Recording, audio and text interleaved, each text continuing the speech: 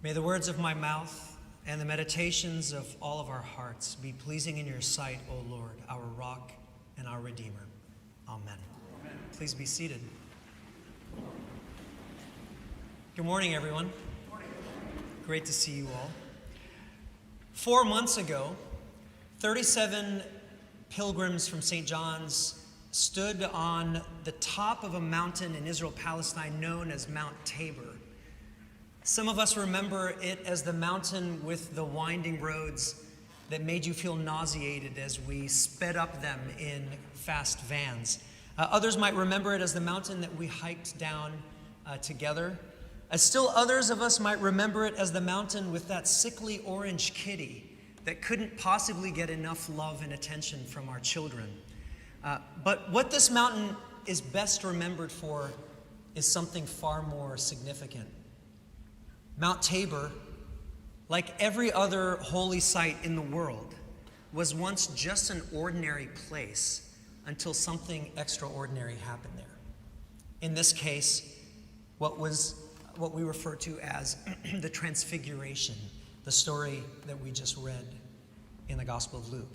So here's the story again, is that Jesus took with him 3 of his disciples, Peter, James, and John, and they went up a mountain to pray, and deep into the night, while Jesus was praying, something astonishing happened.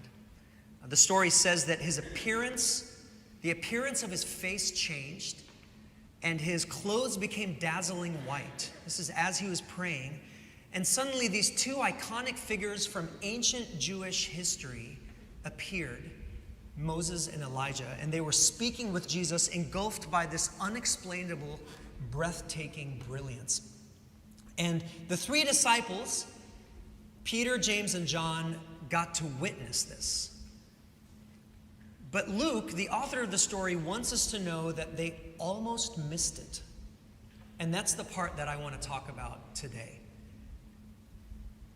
We know that Jesus made a habit of going up mountains to pray. Sometimes he would pray all night. We read this in the Gospels.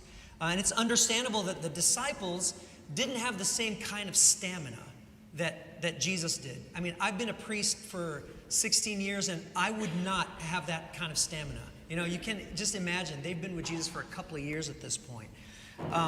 And so this is not the first time that we're told in the Gospels that they fall asleep while Jesus is praying. So here we're told again in the story that Peter, James, and John were weighed down with sleep. But listen to the language here. This is what I'm really interested in. It says, Peter and his companions were weighed down with sleep, but since they stayed awake, they saw Jesus' glory and the 2 men with him. Since they stayed awake. 14 years ago, Tannery and I spent a day in Sequoia National Park with our 2-year-old son. One of the things, he was a really curious kid, a lot of energy, and one of the things he was expecting to see, I don't know where this started for him, but he was expecting to see a bear in the woods. And we knew, of course, the chances were slim that we were going to see a bear, but of course we played along and we would help him look for the bear, behind every tree. So anyway, this day in Sequoia National Park ended up being one of those no-nap days where what initially started out as a fun adventure with a curious child eventually turned into an argument between Tannery and I over how long we thought he could survive in the wilderness on his own if we left him there.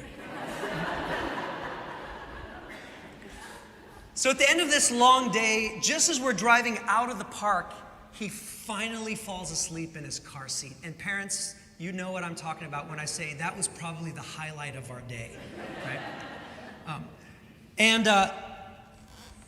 And right then, I kid you not, just a couple of minutes after he falls asleep, guess what we see on the side of the road just sitting there? Not 10 feet away from our car was this beautiful American black bear just hanging out. And we both had this moment where we were like, we would be the worst parents in the world right now if we didn't wake him up to see this bear. At the same time, we knew that if we woke him up, he was not going to go back to sleep, and that would be the longest ride home. So we chose to live with our guilt. And we let him sleep. Now, I think for most of us, when you hear a story like this, there's this innate part of us that feels sad when we think about missing out on something magical because of something like sleep. Missing out on something magical because you're asleep. Of course, sleep is necessary. It's as necessary as food and drink. Without sleep, our bodies wouldn't recharge or recover. Without sleep, our minds stop thinking clearly and our brains start to deteriorate. We know that sleep is crucial, but we also know that it's when we're awake that we get to consciously experience the adventures of life. Or as one of my friends often says, there'll be plenty of time to sleep when I'm dead. So it's no surprise that spiritual language has adopted these metaphors of sleep and wake, being asleep and being awake, being spiritually asleep versus being spiritually awake, to describe the state of inner awareness and alertness to the sacred mysteries of life. So to be spiritually asleep, for example, refers to something that is less desirable, I think we can all agree with that, than being spiritually awake and alive. So in that context, metaphorically, sleep is not the best thing. So being awake, metaphorically speaking, means being receptive spiritually, being receptive intellectually and emotionally, relationally and socially. You're receptive, you're awake. It implies that what is significant is not going to pass you by because you are fully present. So I'll tell you, I want to journey through my life fully awake and alive. That's what I want. I want to take it in, not just the joys and the pleasures of life, but I want to be open and receptive to those breakthroughs in character and spirituality that only come from hardship and adversity. I want to be receptive to that. I don't want to sleep through this. I want to be fully awake. How about you? Peter and his companions were weighed down with sleep, but since they stayed awake, they saw his glory. So how do we stay awake? I feel like I could actually ask you this question this morning. Like, what are those things that you do in life, whether occasionally or regularly, that helps you feel awake and fully present? That makes you feel receptive and spiritually available? What do you do to kind of open yourself up and feel fully awake? Many of us have these practices. Some of us, this is the message you need to hear today. What I want to do today is offer us 2 practices that I believe have a unique way of helping us stay awake. These practices are the practice of reflection and the practice of generosity. So the practice of reflection. I was sitting at a coffee shop, my favorite coffee shop in Silver Spring, my second office, and there happened to be a guy from my gym there, and he knows I'm a priest, which is, my guess, is the reason why he came up to me with this one question. So he walks up to my table, and he goes, "Hey, Sari." I was like, "Hey, what's going on?" And he goes, he puts on the table, he puts this journal. And he was like, "I saw this in a bookstore, and it looked like a pretty journal, and I decided I'm going to start journaling. And so I bought it, but I have no idea how to journal. And so where do I start?" So I'm not a huge journaler. Some people journal every single day, but I do keep a couple of journals, for one personal, one professional, and I use every now and then. But I thought what would help him most is maybe the practice of the prayer of examine, something that I've tried before and some of you are familiar with. And I just said to him, look, how about at the end of every day, just ask yourself 2 questions. Thinking back on my day, where did I feel most alive? And just journal about that. and thinking back on my day, where did I feel most drained? And I just said, people start making connections like this with those two simple questions. So anyway, a couple of weeks later, I see him, and I hadn't seen him in the gym in a while, and he started telling me things, and I thought the whole time he was telling me about why he hasn't been at the gym. But actually, he was talking about journaling, and then I made the connection, and I was like, oh, okay. So what he was saying is that he's tried it, but it wasn't working for him. But then he switched his schedule. So the whole time I'm thinking of the gym, right? But he was actually saying that journaling in the evening wasn't really working for him because he was tired at the end of the day and it was hard to kind of think through everything that happened. He said, what I figured out is if I actually just journal throughout the day, then I feel like just little things that I'm much more kind of aware. And it was like the coolest thing started happening. I've started making connections that I've never made before because I'm just kind of pausing and observing my life. And that's what I want to share with you today, is that I think of reflection as the practice of pausing in order to observe. Pausing in order to observe. So whatever it is, whether it's meditation or journaling or prayer or listening to a sermon or even reading a certain genre of books that kind of elevates your thinking, whatever it is that allows you to pay attention to what's happening in and around you. So I've found personally that when I pause from the busyness of life, and it's hard to do this reflection without actually stepping away in some form or another from the busyness of life. But I found that when I step away from the busyness of life and I pause to intentionally observe and listen and wait and reconnect with my vision, even if it's 5 minutes, I find that I start to notice things more when they happen. Things that feel mundane, but then when I'm listening and paying attention, all of a sudden they start to feel sacred. So I feel awake to life in a different way.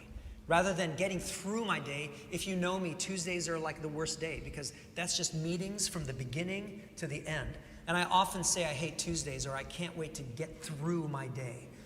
But when I start it with a reflection practice, just pausing, then I start feeling like I'm looking for things in my day, where what I call divine appointments, where God is going to speak to me today. It changes things dramatically. So the practice of pausing helps you be intentional in your living. Like I often say to myself, today I'm going to practice not being reactive, right? That doesn't just happen unless you set that intention. So the practice of reflection helps you stay awake. Like the disciples stepping away from the busyness of their lives to go up this mountain to pray, it was when they slowed down and stepped away where it created space for them to see something that they would have otherwise not seen. So one last point on this thing of reflection. Honestly, friends, I think that what we do here is reflection at its best, right? We've got this rhythm on Sunday morning, an hour or two, and it just resets you. I mean, just the sermon that you're listening to this morning is a perfect example of what I'm talking about. We talk about being awake, and we think about it, and we take it into our lives. So even if it's just this, just the rhythm of this is my space to stay awake. The practice of generosity.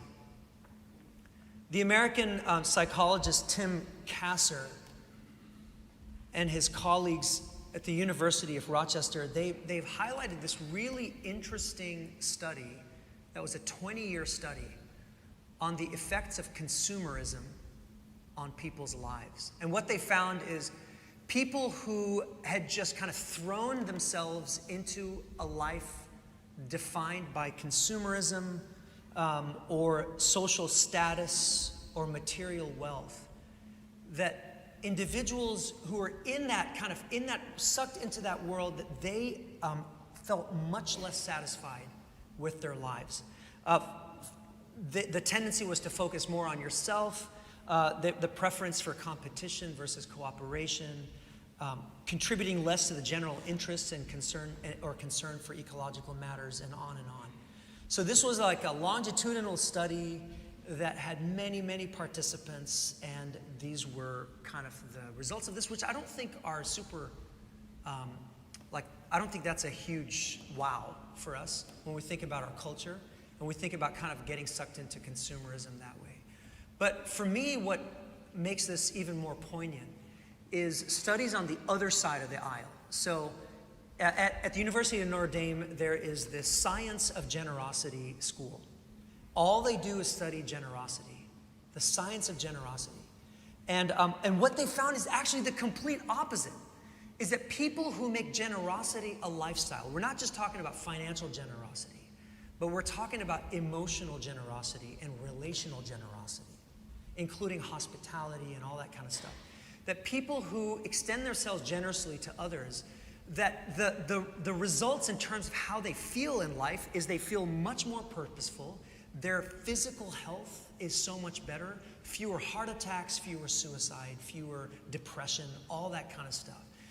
And just the overall sense of life has purpose because of the practice of generosity. So I believe in this, and some of you have heard me talk about this before, because when you look at Jesus' teachings, everything Jesus talked about was actually about generosity. Think about radical generosity as giving of yourself, right? Not just money, but giving of yourself over and beyond. So for example, when Jesus said, you've heard that it was said, love your neighbor and hate your enemy. But I tell you, love your enemy.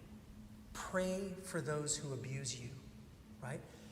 What is that if not extending yourself with generosity? Because the opposite response is to actually do what we usually do, which is there's nothing that I want to give toward that person. But extending yourself generously, or Jesus says, when you give, that is when you receive. And it was like one thing after the next. If you just look at the Sermon on the Mount, it's like generosity, generosity, generosity. And the question is why? Why generosity? Why did Jesus' antidote to the world and the ways of the world, why was it generosity? And it makes sense. And again, this isn't news if you've been in these pews for the last few years. It makes sense when you think about what the source of the problems in our world are. What's the source? It's taking. Taking life, taking land, taking dignity, stripping people of their rights. Right? That is the source of conflicts in this world. And so does it surprise us that Jesus' antidote to that would be radical giving? So for Jesus, radical generosity is a way to stay awake and alive. The path of living an awakened life. So the practice of reflection, the practice of generosity. So let me just ask you today as I close, where does this message meet you right now? When you hear this in your own life, what are you thinking about? Where are you feeling moved? I started the sermon by saying that Mount Tabor, like every other holy place in the world, was once just an ordinary place until something extraordinary happened there. And I want to end the sermon today by saying that in many ways our lives are like this.